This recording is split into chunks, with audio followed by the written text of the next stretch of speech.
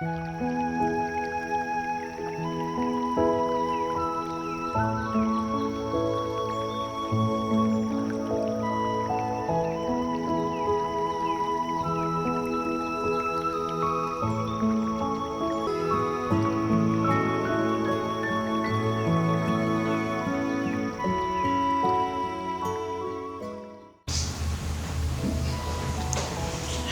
and welcome to this video. I'd like just to explain to you that it's mainly for people who are interested in being facilitators of Lectio Divina, but not only. If you're just a person who wants to learn a little bit more about Lectio and how to do Lectio, then you're just as welcome as those who are looking at it in a little bit different way. So welcome. And what I'd like to invite you to do is, instead of looking at it from the outside, to join the group, to actually become part of the group so that you're engaged in it, because with Lectio Divina there are quite long silences and it would be very boring just to sit and watch us sitting in silence.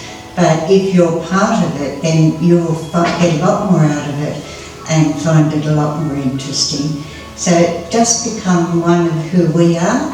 I'd like to welcome all these wonderful people who've volunteered to be part of this video. We have 5 guests from the Catholic Education Department in Wollongong. We've got one of our oblates, plus 2 of our own sisters. So we're a diverse group, but we're very happy to be together. So we're going to begin now with the Lectio, which always starts with reading. The word Lectio means reading, and it's holy reading. Lectio Divina, holy reading, sacred reading.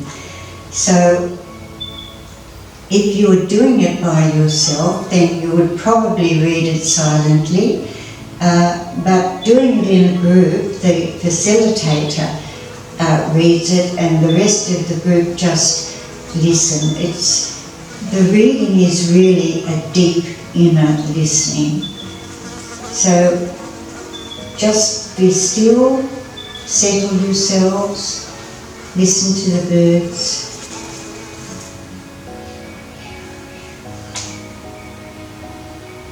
And then listen to the words. I've chosen a reading from Mark's Gospel, and it's the request of James and John. You'll be familiar with it, I'm sure. So I'll read it once and we'll have a little bit of silence while you think about it, meditate upon it. Listen especially for a word or a phrase that seems to grab your attention. And if that happens, you don't need to listen any further. You can stay with that word or that phrase. But I will read right through to the end of the passage. Then James and John, the sons of Zebedee, came to him. "Teacher," they said, "we want you to do for us whatever we ask." "What do you want me to do for you?" he asked. They replied, "Let one of us sit at your right and the other at your left in glory." He said, "You don't know what you're asking. Can you drink the cup I drink, or be baptized with the baptism I am baptized with?" "We can," they answered. Jesus said to them, "You will drink the cup I drink and be baptized with the baptism I am baptized with, but to sit on my right or my left is not for me to grant. These places belong to those for whom they have been prepared." When the 10 heard about this, they became indignant with James and John. Jesus called them together and said, "You know that those who are regarded as rulers of the Gentiles lord it over them, and their high officials exercise authority over them. Not so with you. Instead, whoever wants to become great among you must be your servant, and whoever wants to be first must be slave of all. For even the Son of Man did not come to be served, but to serve, and to give his life as a ransom for many."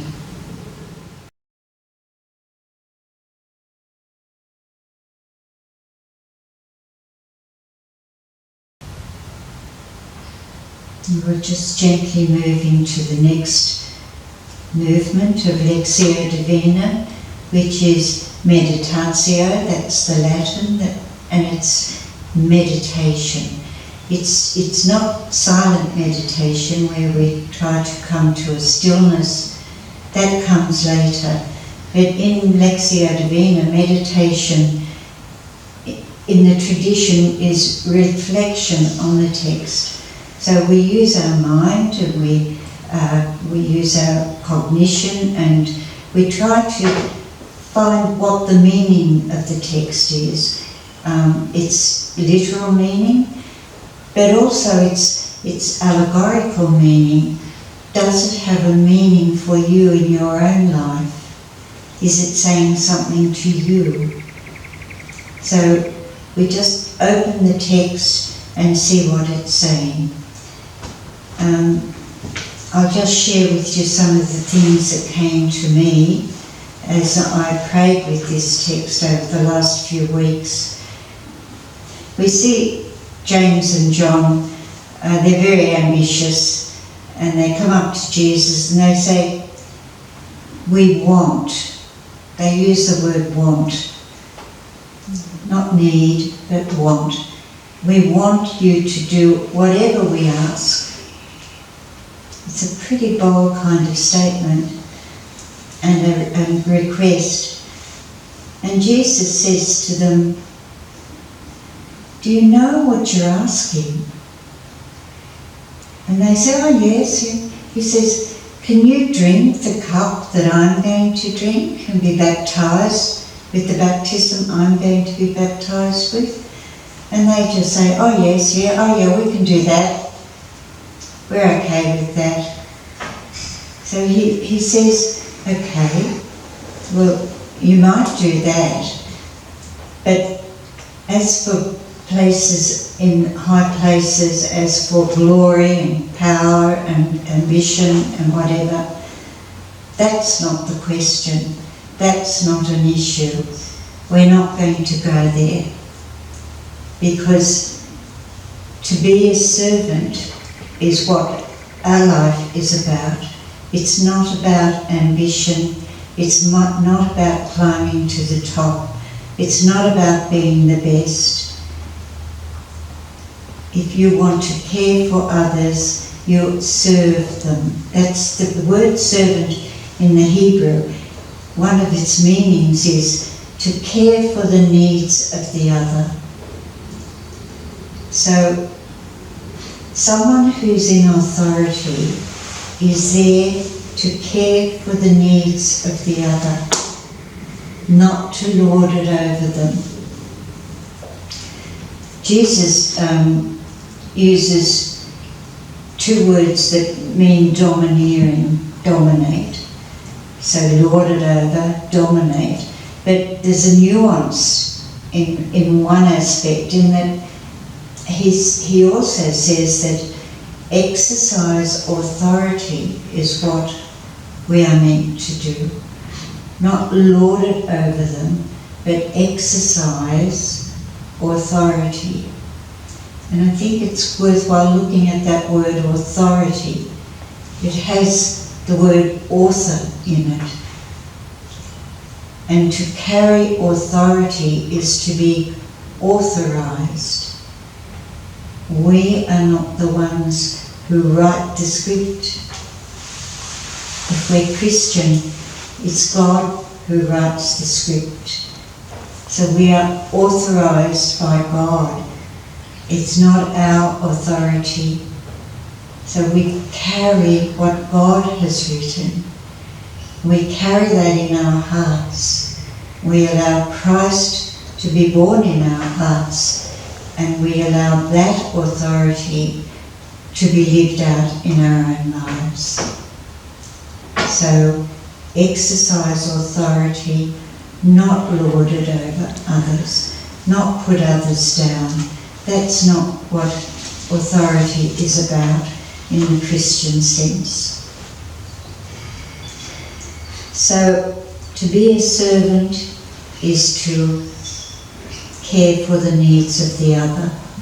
To be someone in authority is to be someone in the last place, not the top dog. The others, when they heard about it, were furious because James and John had gone behind their backs to Jesus and they weren't very happy about it. And that says that they too were ambitious. James and John got there before them and they weren't very happy about that. So Jesus said to them, look, come and sit down and listen. Come and listen to what I'm really saying. And so he talked about rulers, he talked about domineering and all of the things that I've already shared with you, trying to get them to understand. And talking about that cup, it's a bitter cup. It's not a pleasant cup to drink. They don't seem to realise that yet. But when I was praying with this, what I realised is that in the New Testament, both James and John has 3 letters, James has 1. So from being the kind of men who wanted to be at the top, they had become the kind of men who could really be God's authors. They could write what they wrote. John wrote about love magnificently. James' letter is much more demanding of us. He talks about the tongue and the sins of the tongue. So I think following the resurrection, when they received the Holy Spirit, their lives were transformed and they became different people, much more humble, much more settled. And that's the invitation for us. Drinking the cup means purification of our own freedom from slavery to ourselves, to our ego.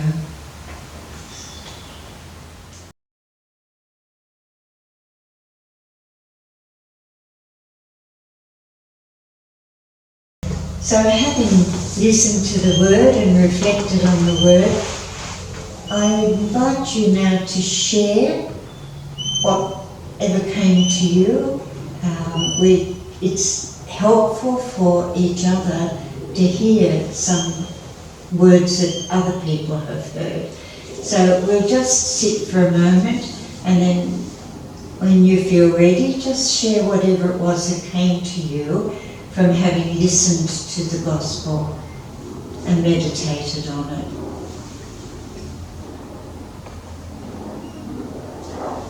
My response, it wasn't necessarily a word, but it was Jesus saying, or asking a question, and the enthusiasm of James and John.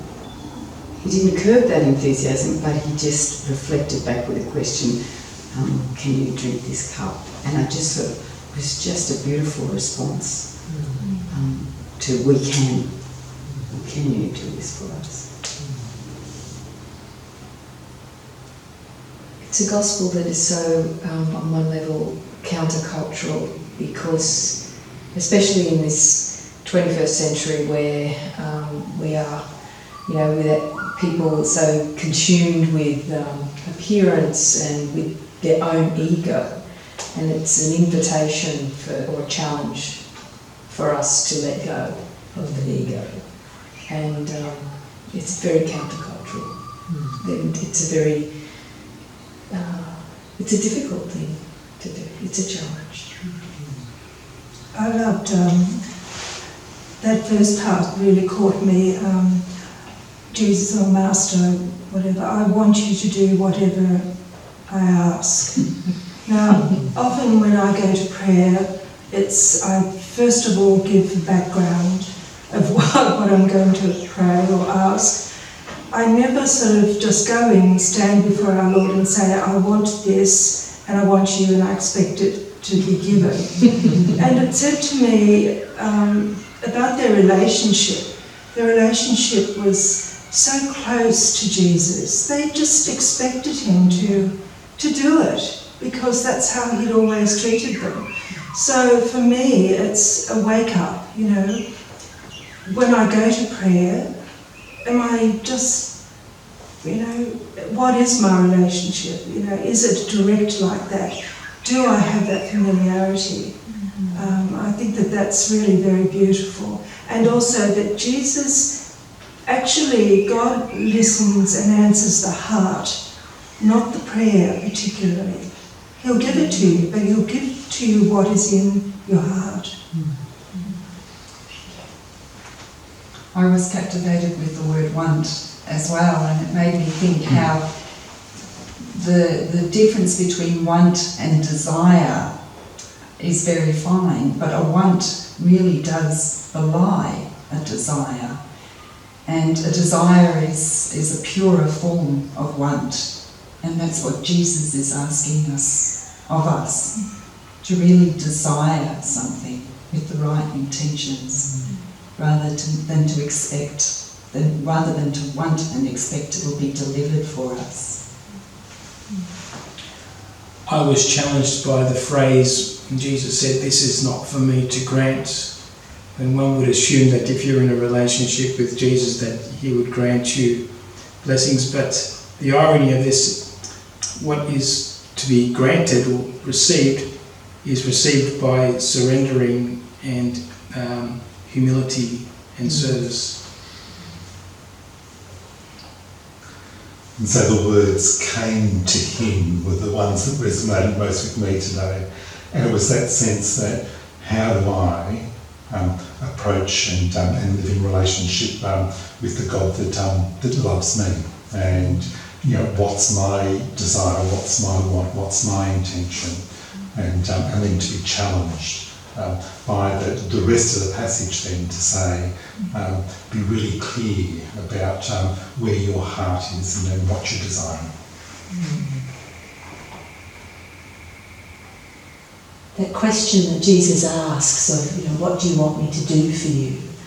I think it's such a beautiful expression of God, of Jesus, who doesn't impose, who doesn't presume, even though he knows our deepest heart desires, invites us to name them and to tap into them. And I think that's a God that I want to be in relationship, because it's so open. I had a deep sense of Jesus, the humble teacher, in this passage, in a beautiful and gentle way, really, with James and John. That servant leadership in action, in very gently sharing with them what the right path for them in this sense.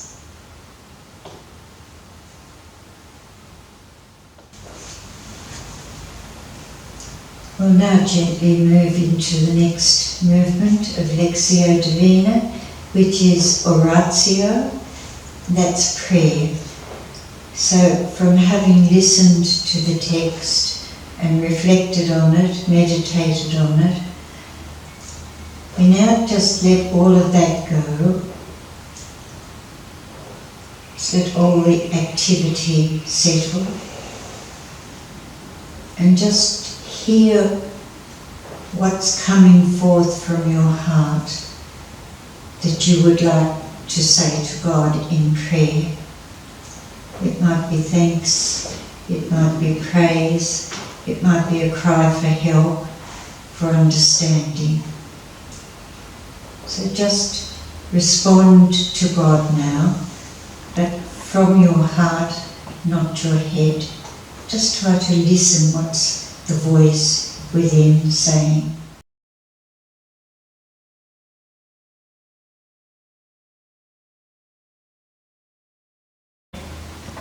We move now into deep silence. Contemplatio, contemplation.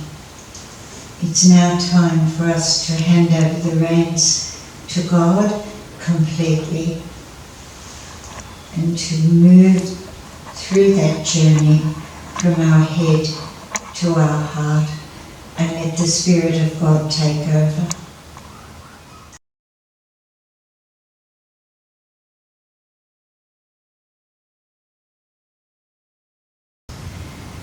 And now it's time to come back and to move back out into the world again with the word we've heard.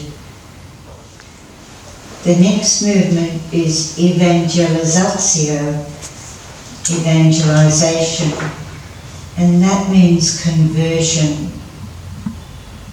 So there's a conversion here for each one of us that we've been called to, we are being called to through this word.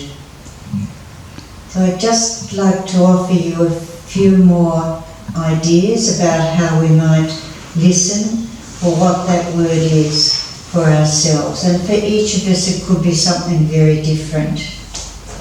But if you remember at the end of that text, Jesus saying, "The Son of Man came not to be served, but to serve, and to give his life as a ransom for many." We could say as a liberation for many. And if we carry God's authority, then we too are called to give our lives as a liberation for many. And we might wonder, well, how do we do that? But he told us. It's to drink the cup. And it is a bitter cup, because it's the cup of death. His was a literal death. Ours will be death to our ego, to our ambition, to our wanting to shove others aside so that we can get where we want to go. It's not what a servant does, and that's not what someone who carries authority does. They die. And through their dying, they've got new life that they can use to liberate others, to set others free. So what is life as opposed to death? What would we be giving? Life is truth and freedom and building and planting and letting go and rejoicing and waiting for birth and suffering with our loved ones. Life is breathing and moving and being and energy. Death is destruction and destroying and hatred and bitterness and power and the authority that lords it over others. Jealousy, envy, greed, selfishness. So, what are we called to die to?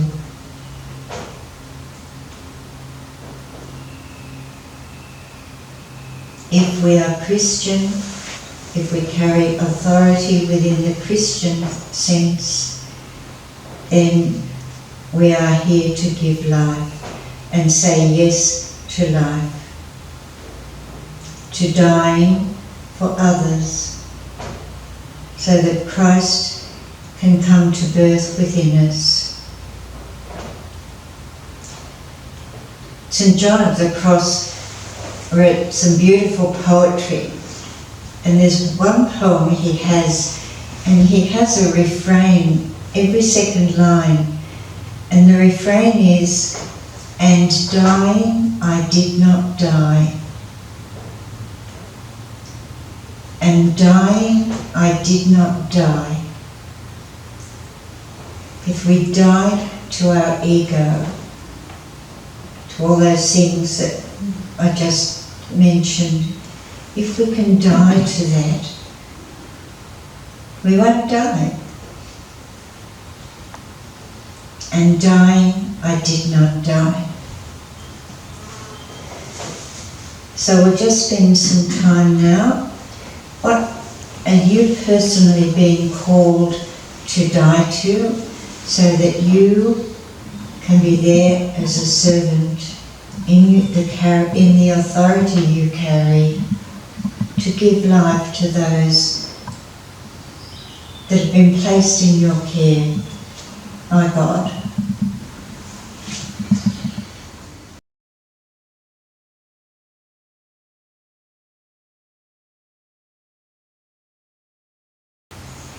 And finally, as we move back into our lives, our everyday lives again, we take the word with us, and this is whatever touched you, whatever spoke to you, take it with you throughout the day. It might stay with you for weeks. Just let it be with you for as long as it seems to need to be with you. When you're driving, whenever you have a chance, just go back to the word. If you get upset during the day when in your exercise of authority frustrations come up or difficulties, go back to the word, just breathe for a moment and remember. So let it be alive in you during your day, and be faithful to Lectio Divina regularly, so that the word can continue to nourish you and you can continue to be authorized by God to carry your authority as Jesus carried his, humbly and gently, simply and with great love. Taken a decision as to some kind of conversion, or a decision to take a word with us into our lives and ruminate on it as time goes on, I'll just invite you to share with us that word or that phrase. You could just say it simply whenever you feel ready, if you would like to share it. What decision have you made? What word have you chosen to take with you?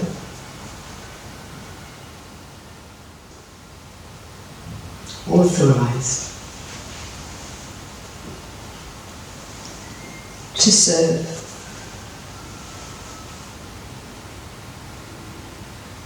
To serve.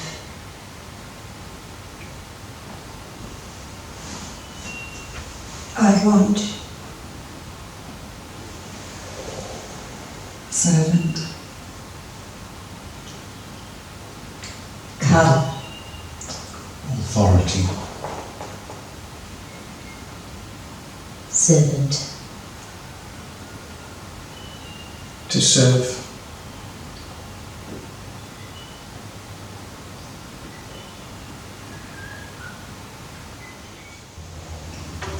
So just to sum up, with Lectio Divina, there are a number of movements that we've just experienced.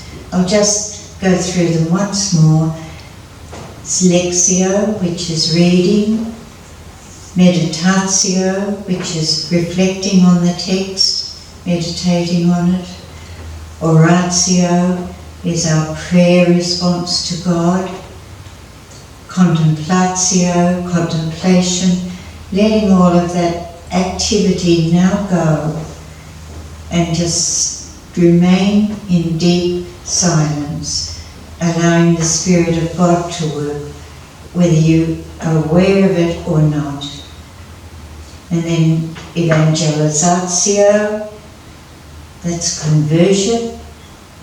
What am I being called to? And finally, Ruminatio, ruminating on the Word for days and weeks to come. Thank you for being so open and ready to participate in this video. My hope, and I'm sure your hope too, is that it's going to be particularly helpful for all of you who are hoping to start a Lectio group and be able to facilitate it. If this is helpful for you, then that's what we were here to do. So thank you, everyone. Thank you.